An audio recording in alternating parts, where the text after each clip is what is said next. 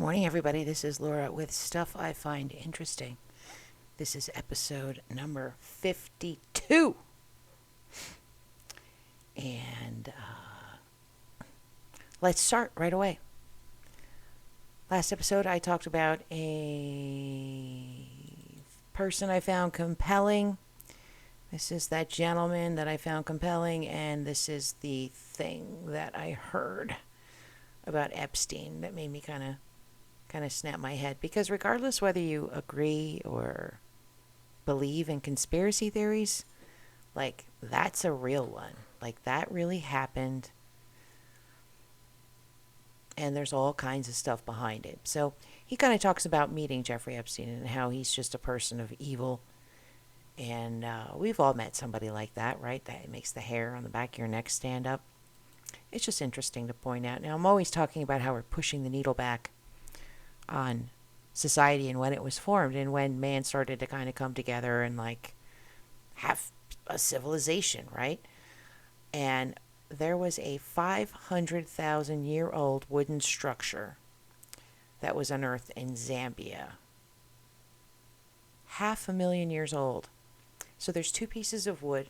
One piece of wood has a notch in it that clearly lines up with the other piece of wood. That's it. That's all they got. You can see by this picture that it's sitting in silt. It's probably silica rich, which is probably how this stuff survived. It's probably kind of like petrified at this point. And they're at right angles to each other, and there are other signs of habitation that they're now investigating. But this is a recent thing. This actually really happened. And it's pretty amazing, I think. 500,000 years ago. Could you imagine running around 500,000 years ago? Who knows what things were like? And this has some more information about it. There are no known parallels in the world. And it goes into sort of the background of it with a little bit, some academics, so it's not just like some people found some wood and said, oh, this is proof of life. This is something I saved, and I have no idea why I saved, but it's pretty interesting, which is why I have it here right at the beginning, and that is the water temples of Sardinia. I'm not sure why I saved that, but it's an interesting thing, and I'm going to include it because there's some cool photos. If you look at this stonework, pretty interesting, right? I think that when we're, kind of like all dead and gone and archaeologists are picking over our civilization, they will also find our utilities. That's what's going to be left, right? Underground tunnels, plumbing systems, and maybe somebody will write, the plumbing of Poughkeepsie, New York, and its lead pipes. Okay, so I've been talking about Varanasi because I'm just absolutely fascinated with it. I just think this is just one of the biggest stories ever.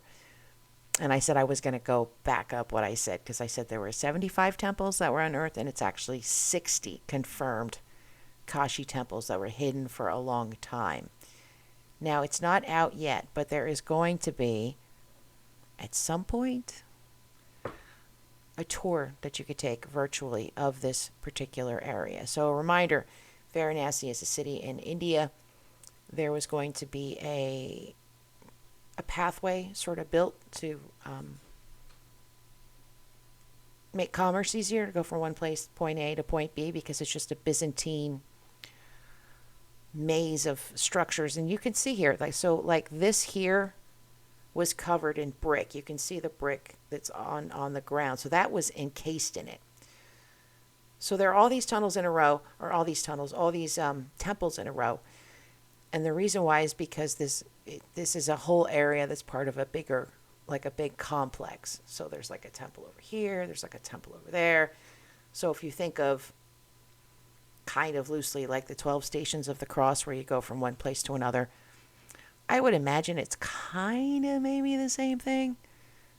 But here we have some photos, and there's one in particular that I think, this one here, that really shows the staircases and the windows and how it was all kind of cobbled together, and explains a little bit better how something like this could happen, how there could be 60 temples that nobody knows about until they go to knock down some dilapidated buildings. It's pretty extraordinary. Here's one that's pink. Look, it's a pink temple. There's one on the right. Here's another one. Absolutely extraordinary. Like, I can't get enough of this story. Look, the dog is smiling. Hey. I just can't get enough of this story. It's just amazing to me. But moving on, there's some stuff from like a tourist point of view with some snapshots that you might enjoy. Last time we talked about Peru, and this is left over from my Peru files. And we're going to wrap up Peru today, but then we're going to head into Bolivia. This particular document is interesting because it has archaeological photos that I've not seen before. So if you're into that kind of thing, there's some pictures of some stonework and the terracing. My favorite picture of the whole thing is probably this guy right here, who's just chilling. That would be me. I'd be sitting there chilling.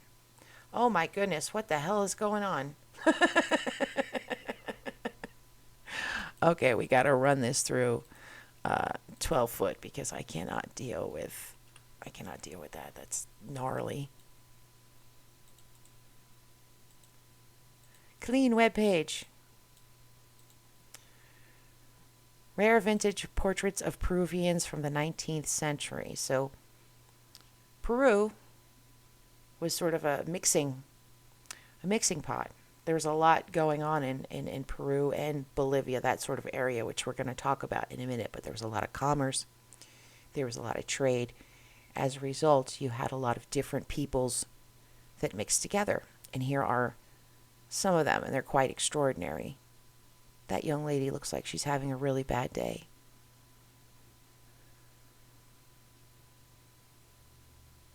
Just incredible photographs from, I want to say 1902, but I wouldn't bet the bank on that, and I don't feel like scrolling back up. Here we have someone of Asian ethnicity. Just stunning. I love looking at old pictures.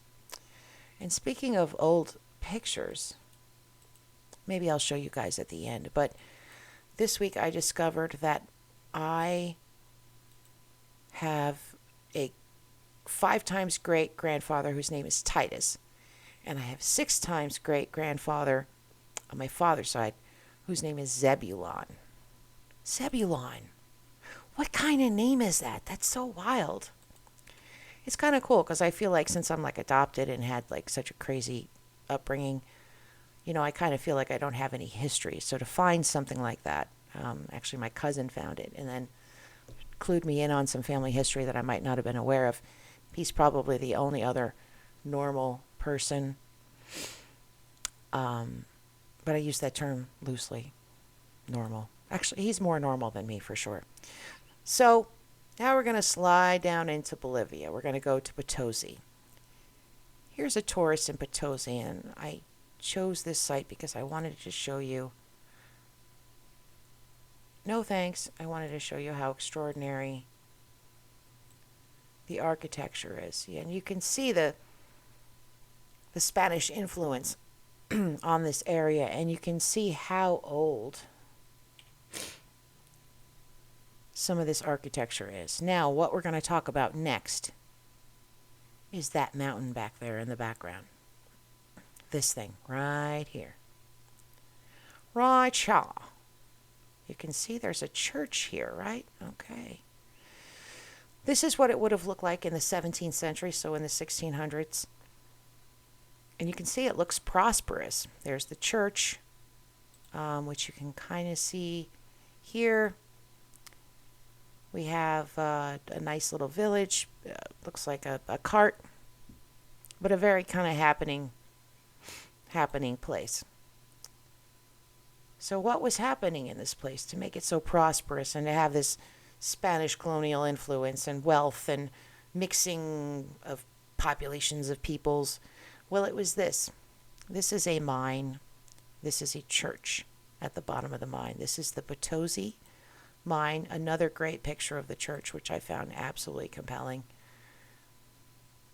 Look at that, just kind of sitting in the mining tailings. Now, when I found out about the Potosi mine, and I'll clue you in on some stuff about it in a minute, I was thinking, oh, a mine. So here we have a mine.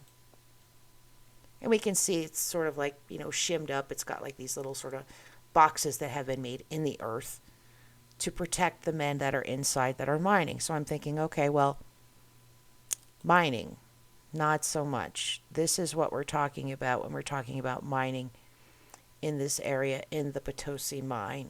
This is what it looks like. And you say to me, oh, well, Laura, that's an old picture. Like, they don't just like do that now, do they? Well, actually, they do. They mine the silver. They literally carry it out on their backs up this steep sort of ladder contraption. These pictures are at least within the past decade, I think. And you can see it's just a hodgepodge of wood, not really. These guys are playing with dynamite. No safety equipment. There's the church. This is the saint deity that they give offerings to when they go into the mine. Please don't let me die. Please let me find a lot of silver. Whatever. It's a tough job. And not only is it tough for the adults that are mining, but there are children as young as 11 and probably younger working in the mines. And the children are usually tasked with pushing the carts of ore out of the mine so that it can be sorted. And that's typically their job. Now, if you work in the mines, you don't have any safety equipment. You're shortening your lifespan by a considerable amount. Here we have some ladies there sitting outside of the mine looking for silver.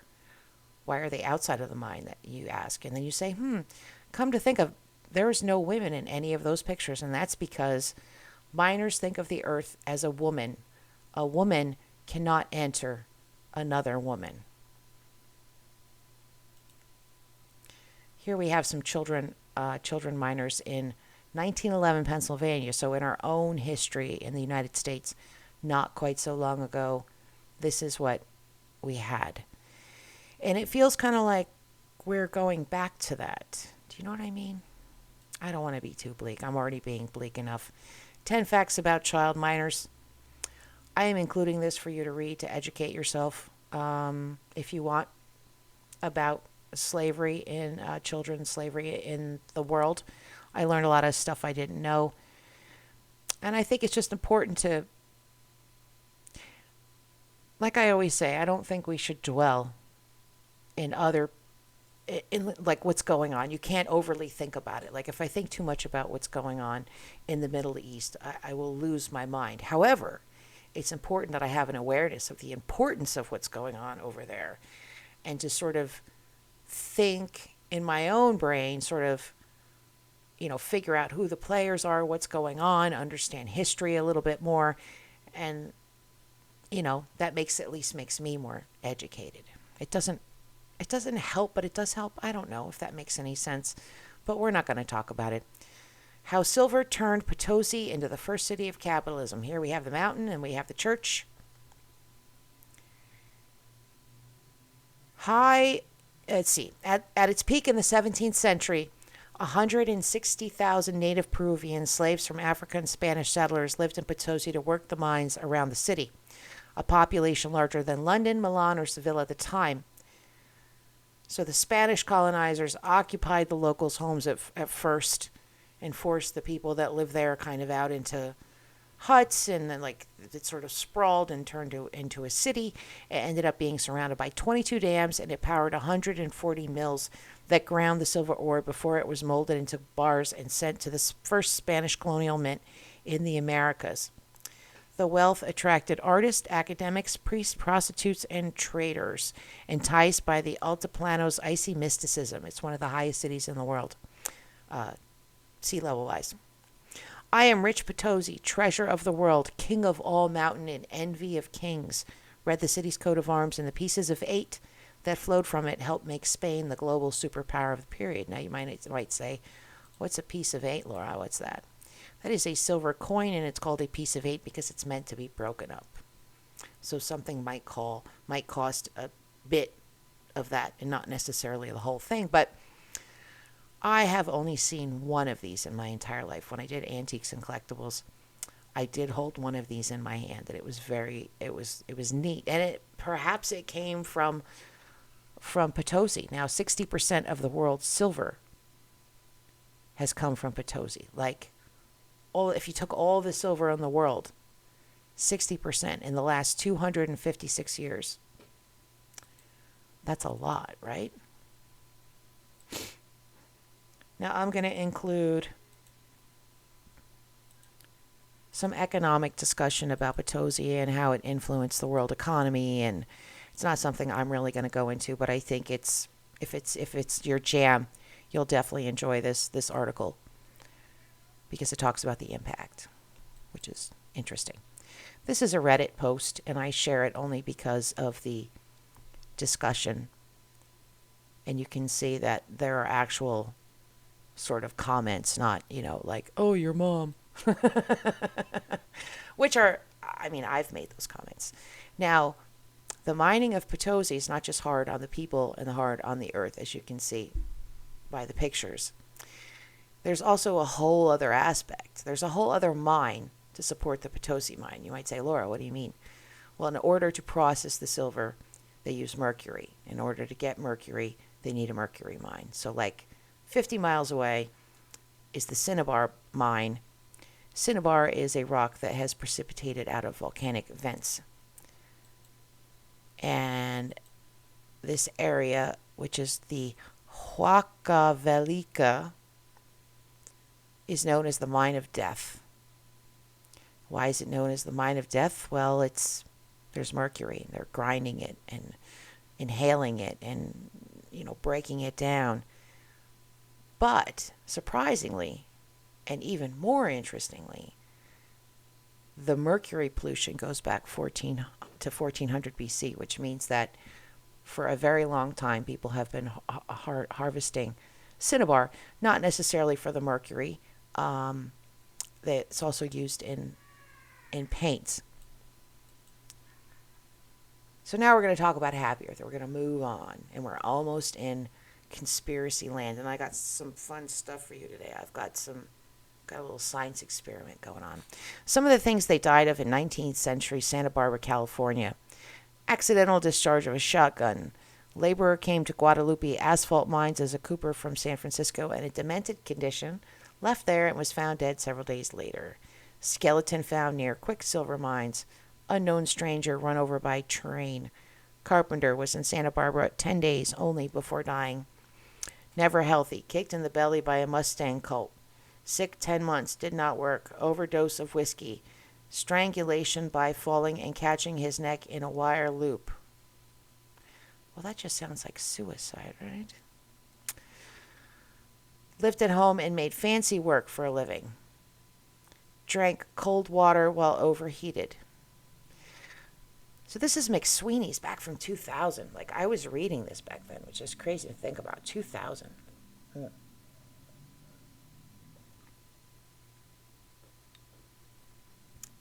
thinking of my life in 2000. Things were interesting. This will be in the links. This relates to one of the deaths that's in the Santa Barbara.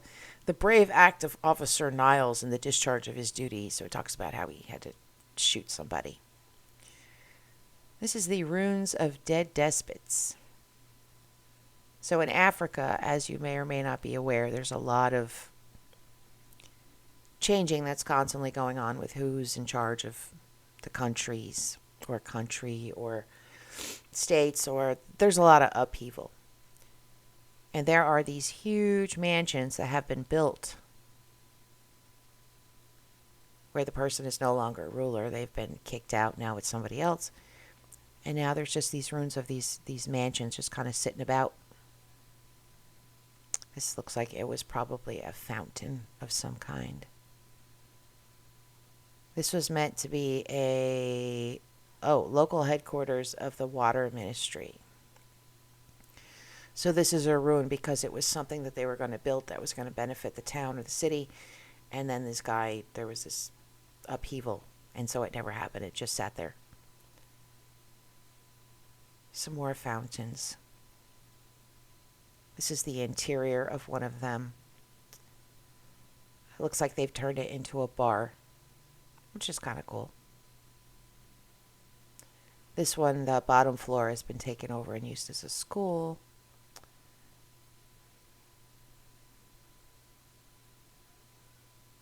This is at Barango. Just some very cool photos. Right. It kind of gave me pause. I kind of would like to run around. I'd like to run around them. This is archaeology news. This is one of the places where I get some of my stories from. If you're into archaeology, this is a fun place to go to look at stuff. Let's look at some of the stuff. Let's see what's going on right now.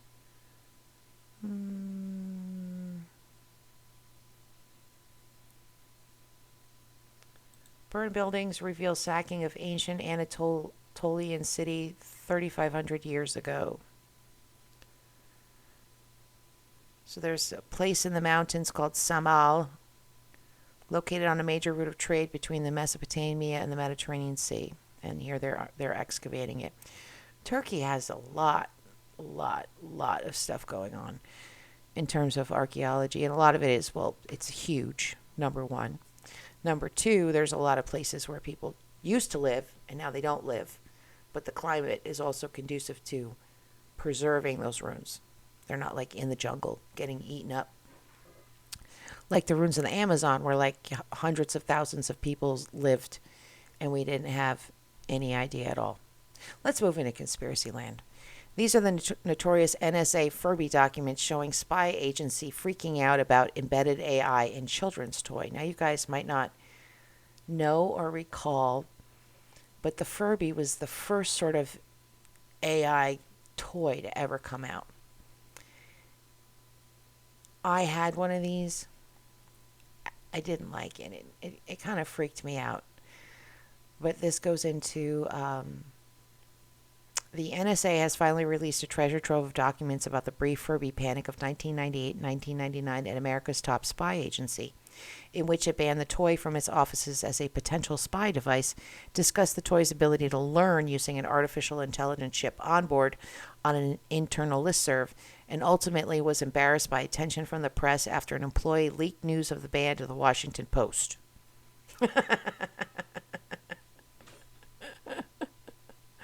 So someone filed a Freedom of Information Act and got these documents back about Furbys.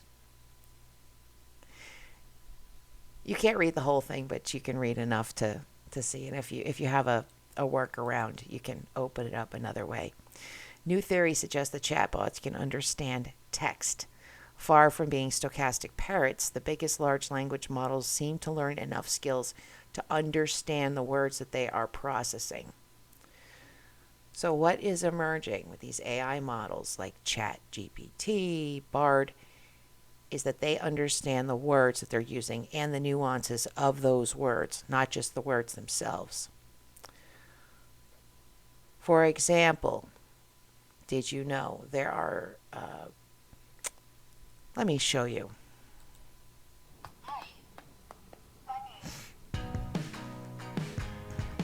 Hi, my name is Alexis Devine, and this is my dog Bunny, the conversationalist. Hi, Bunny. Yesterday, Bunny went to play tango.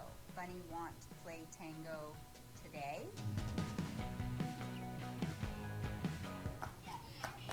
Yes. Okay. Okay, so this is a dog hitting buttons and communicating. So with the dog, the jury's still out on whether or not the dogs understand the words and the sound associated with, I don't know how to explain it, but it's hard to tell if their knowledge is just superficial or if it's deeper. I personally think it's deeper. There's probably a training component to it, but with chatbots, they're starting to understand. So this goes into, there's an expert who, they tested some predictions with some models. They cannot just be mimicking what has been seen in the training data. That's the basic insight. So they did this whole study, and that was the conclusion that they came to at the end of the day, that there are unexpected and diverse abilities that are emerging from AI that were unexpected. Now with Bunny, the talking dog, does Bunny really understand language, or is it just sort of like a cue or like a hand signal? But then one could argue that that's language. So, like, how deep does that go?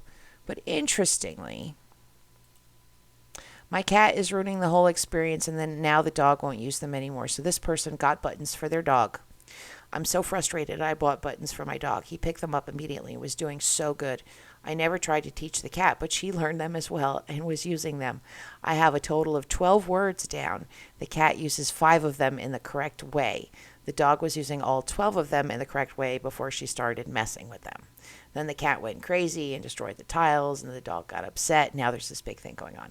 So this is a drama in this person's household with these buttons, and it kind of caught my eye, and it made me sort of chuckle. So we're coming in on the end, and now we're going to come to the second to last conspiracy. Okay. I just find this extraordinary that there is a crystal, there is a material that you could heat up and create negative ions. The concept that tourmaline crystals can promote happiness by emitting negative ions made me think of a quote from Nikola Tesla. In a crystal, we have clear evidence of the existence of a formative life principle. And though we cannot understand the life of a crystal, it is nonetheless a living being. So wrap your head around that for a second. Tesla said that crystals are living beings. It's pretty wild, right? So this is some tourmaline, and I've had it in some very hot water for this whole time I've been talking. So it's definitely been heated up 5 degrees.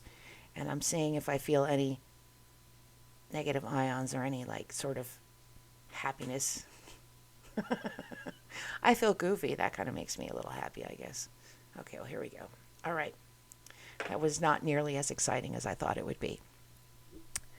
Now, when I was a child, I was in a gifted kids program class. So early in the morning before school started, I would go to school and I would get on a special bus with the other special kids, and we would go to a location.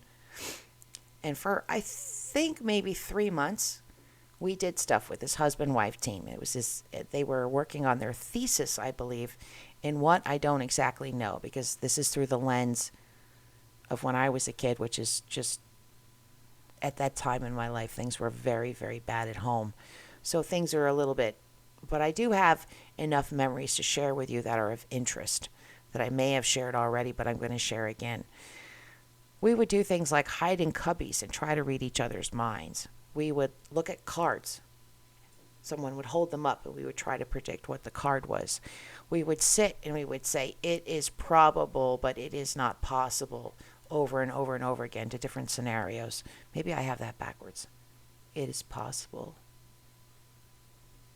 I think it was probable, but why a husband and wife would have children chanting that over and over again to different scenarios, like there is life on Mars. It is probable, but not possible. Or just very strange, right? So for 3 months, I did like this weird psychic stuff with this program, which was called ESP, but it didn't stand for extrasensory perception. It stood for something else about kids and, whatever. But the GATE program, which is what this was a part of, was throughout the whole country. I was not the only kid having this weird-ass experience with whatever the heck was going on. Like, it went on in lots of different schools. Kids would be tested if they had a certain ability. They would be pulled out of class early in the day, at the end of the day, and they would go to a special place and they would do these activities. At the end of my time there, we built this whole city out of trash, like a scientific city, which sounds like awful, but it was actually kind of cool. But this is talking about how the GATE program is part of MKUltra. Now, MKUltra, if you're not aware, is a CIA program that has to do with mind control. So I found this particularly interesting because it deals with my own personal kind of experience. This is the steamboat in the cornfield. There was flooding, and this steamboat came right up into the cornfield, and it became a tourist attraction for a short bit of time before it got pulled back in.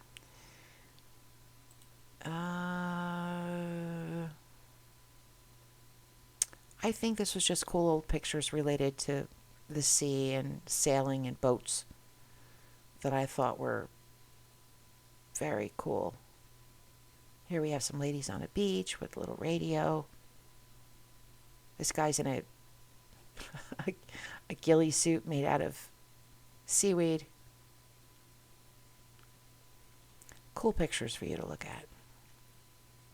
Now, the reason why I'm bringing this up, and we're going to be closing soon, and we're going to save this for next time, is because I have a reoccurring dream that I'm on a very fancy steamship.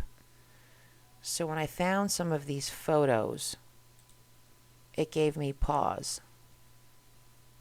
Like, I swear I've had dreams of being on a steamship. That's fancy. But in my dream, it's kind of run down a little bit. And it's on, in Louisiana is the steamship. So I guess it must have been maybe the Mississippi River. So I wonder, is that something I saw as a kid and just incorporated it into my mind? Do past lives really exist? Was I really on a steamship? In my dream, the steamship is green. It sits very low to the ground, and it has a railing that's kind of yellow, and you kind of walk on it, and there's like a walkway. Wild, right? Do you guys dream of stuff like that? I would be curious to know. So, we are now going to look at some images as we get ready to head out. I appreciate your time today. I hope you have enjoyed my stuff I found interesting. We're going to look at some old photos that I found. Now, just for me personally, just to update you guys on my exciting and riveting life, I have not yet found a job. I'm trying. I redid my resume this morning. I tightened up my LinkedIn. I went to ZipRecruiter and tightened that up. Went to Indeed, tightened that up, applied to a few jobs. Like, locked down my social media.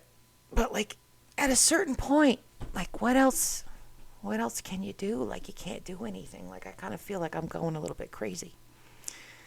And I really am grappling with the depression. It wants to get me. I can feel it. But luckily, I have enough therapy and skills to talk that down and say, hey, now's not a good time.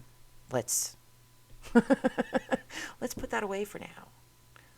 Let's put away the depression and try to be positive, because things are not terrible. Like, I can pay my rent next month, so I should be a lot calmer than I am, but I'm just freaking out. Okay, I'll stop talking about me.